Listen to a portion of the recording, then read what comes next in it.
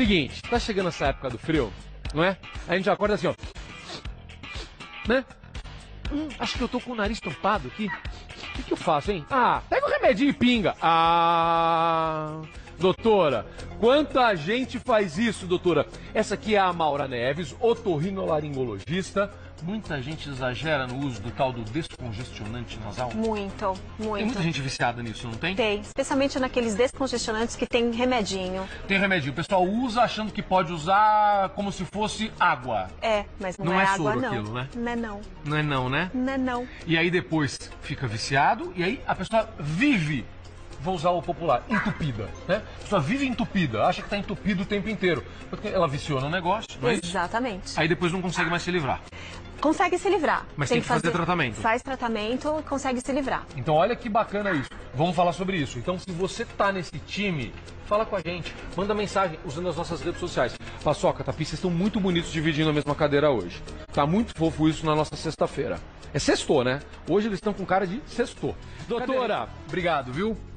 Mais uma vez, muito obrigado pela presença. Bacana, né? Muito interessante, legal, né? São tantos os recursos que podem ser utilizados paralelamente à medicina tradicional. Eu gosto muito de aprender essas coisas, sabia?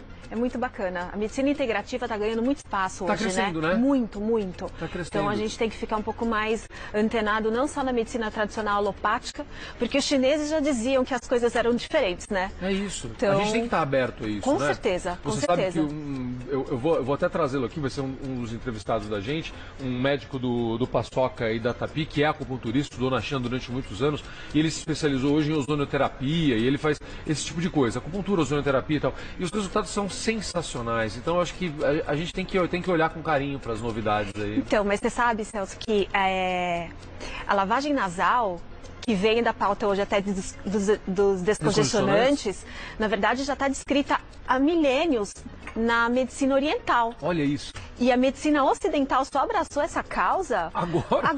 Assim, no começo do século XIX, Meu Deus que foram do os céu. primeiros relatos na medicina ocidental. Olha o tempo disso. E você já tem descrição e técnicas, então, por exemplo, quem pratica yoga, que faz as lavagens nasais com soro, isso já faz muita parte, há muito tempo, de descrição. Então, a gente que vem abraçando esse lado. E a medicina ocidental conseguiu comprovar a eficácia. Que bom, né? É muito legal. Todo mundo sai ganhando. Muito. Ó, você viu que a gente já começou o papo aqui de outras coisas, porque quando o entrevistado é bom, a gente quer aprender com ele. Essa é a doutora Maura Neves, desculpa, que é otorrinolaringologista. Doutora, o nosso começo desse bate-papo foi a história do descongestionante nasal. Isso. Eu tenho muitos amigos viciados nisso. Muitos, não são poucos. São muitos amigos. Então, o nariz com um pouquinho entupido, ele vai lá, pinga. Como se fosse a coisa mais normal do mundo.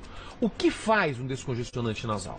Eu acho que o grande problema que a gente tem hoje em dia, Celso, é o seguinte, a vigilância sanitária, a Anvisa, ela classifica os soros fisiológicos como descongestionante. Então, quem vai comprar descongestionante nasal na farmácia pode ou comprar um soro ou comprar um medicamento. Então vamos lá, de cara a gente há um problema de classificação. Eles estão sendo apresentados da mesma forma. Eles estão classificados da mesma forma. Mas não deveriam. Então, eu acho que isso pode confundir a nossa população. Claro, é tão difícil a gente ter uma informação precisa, né? Então, esses medicamentos que você fala que descongestionam, o soro também descongestiona, mas de uma maneira diferente. Claro. Né? Não dessa maneira tão imediata, que você pinga o remédio e ele desentope o seu nariz.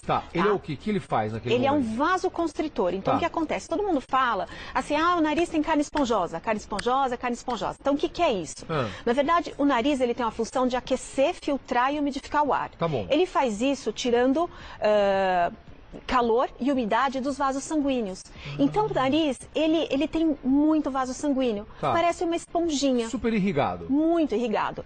Então, esses vasos, eles se dilatam ou se contraem dependendo da temperatura e da umidade relativa do ar. É a função dele. É a função dele, tá tudo perfeito. certo. Tá perfeito. Quando a pessoa tem algum problema e o nariz já é um pouco mais entupido, tá?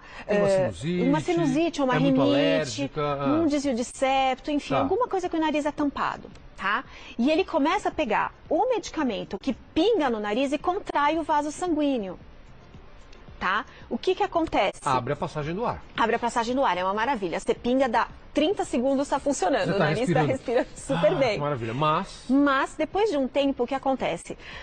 Aquela região fica sem fluxo sanguíneo. Claro. Então o Você organismo... fechou os vasos. Exatamente. Estimula a formação de mais vasos sanguíneos. Mentira. Então isso vai aumentando. Vai aumentando o vaso sanguíneo, que vai dar aquele efeito rebote. E é isso que causa dependência. Cada vez fica pior, porque você tem mais vasos sanguíneos que necessitam dessa contração depois. Exatamente. Gente do céu, pelo amor de Deus. Ficou fácil de entender? Muito, muito. Por isso que cria dependência, a pessoa cada vez mais usa, cada vez precisa de uma dose menor da medicação, maior da medicação no espaço de tempo menor.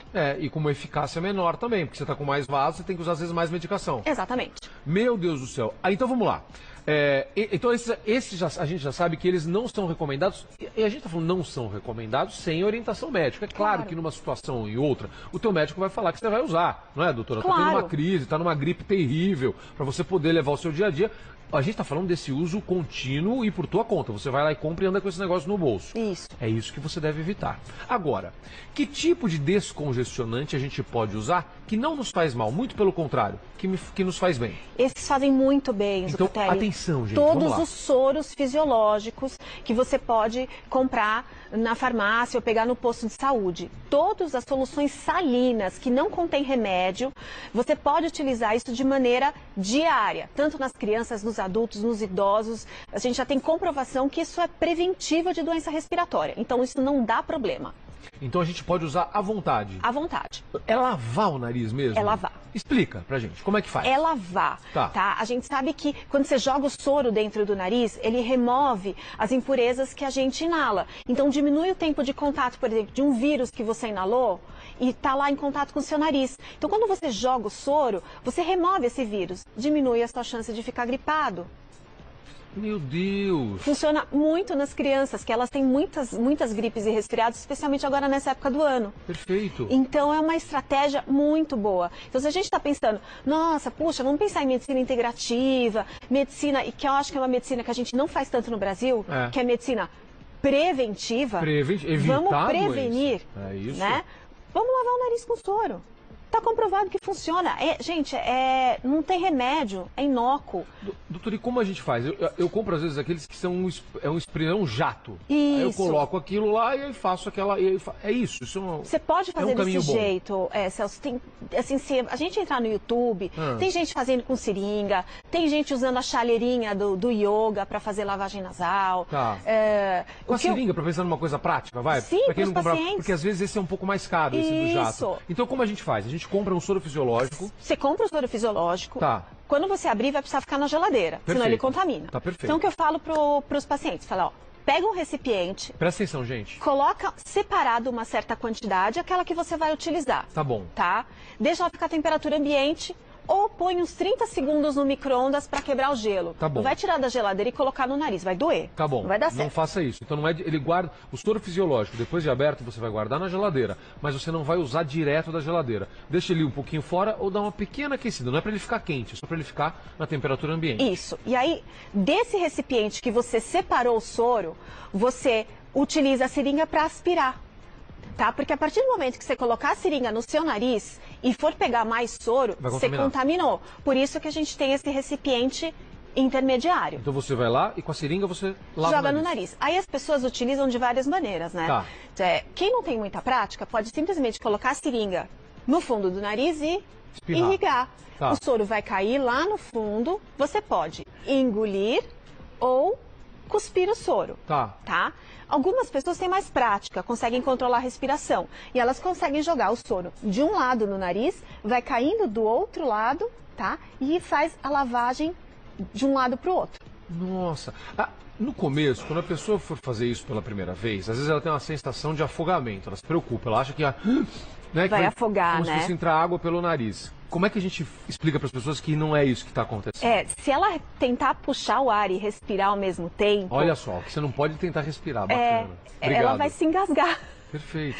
Então, o que eu sugiro respira pela boca. Tá? E joga o soro, vai jogando pelo nariz. E se ele for cair pelo outro lado. Tá. Se você for jogar e engolir com a seringa, vale a pena. Você segura um pouquinho a respiração, segura um pouquinho, e aí quando cair lá no fundo, você engole. Tá. Por isso que você vai jogando devagar o soro. Não vai jogar rápido, senão você pode se engasgar mesmo. Tá bom, e não Tá? respirar pelo nariz ao mesmo tempo. Esse é o segredo. Exatamente. Gente, que coisa simples. Tem uma pergunta de telespectador, mas antes deixa eu só fazer uma pergunta do meu diretor aqui, que é bacana. Voltando rapidamente ao outro descongestionante. Os medicamentos, dos né? medicamentos. As pessoas que usam muito aquilo podem até ter o olfato prejudicado? Ela pode ter o olfato prejudicado, porque essa dependência do medicamento chama rinite medicamentosa. Tá. Os descongestionantes, eles são todos derivados da adrenalina, da epinefrina e tem a mesma função da cocaína, gente. Funciona da mesma maneira. Meu Deus. Tá? Então ele pode prejudicar o nariz. Algumas pessoas com doses muito altas, né? A pessoa tem um no bolso, um no carro, um no banheiro, vários, né? Dependendo do quanto, porque aquilo que você coloca no nariz, uma parte vai ser absorvido ali, uma parte você vai engolir, correto? Lógico. Então isso pode dar efeitos sistêmicos, efeito no corpo todo. Então se você já tem uma pressão alta, tem uma sensibilidade cardíaca, você tem que tomar um pouco de cuidado com a quantidade disso que você coloca no seu nariz. Tá respondido. Pergunta agora do nosso telespectador, vamos ver. É o Josué. Obrigado, Josué. Meu filho já fez cirurgia para retirar carne esponjosa com 10 anos de idade. Hoje ele tem 25 anos, mas vive congestionado. Boa pergunta do Josué, né? Obrigado, Josué. Um abraço, querido. O que fazer?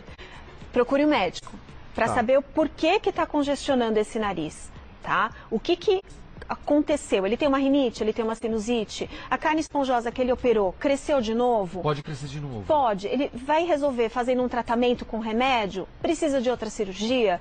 Então são várias possibilidades que a gente tem e aí só um médico examinando ele para saber qual que é o caso dele.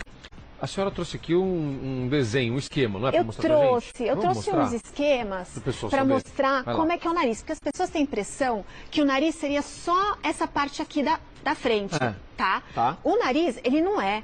O nariz, eu vou virar ao contrário, a gente faz uma mágica. Eu vou tirar o seu copo daqui, tá? Bom. Pra não ter perigo de cair. Então, quando a gente olha o nariz é tudo isso aqui, gente.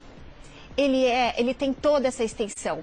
Como é que a gente sabe a extensão do nariz? Quando você engole lá no fundo... Você foi falando, eu fui fazendo. Você engoliu lá no fundo?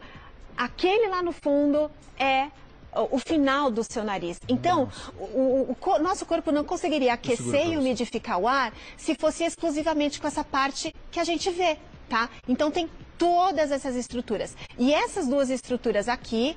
Tá? Que são as conchas nasais, é que a gente entende como a carne esponjosa que a gente tem no adulto. Perfeito. Tá certo? Perfeito. Então, quando você jogar o soro vai entrar por aqui na frente do seu nariz, ele vai se espalhar por toda essa região, tá? E vai cair isso. Exatamente.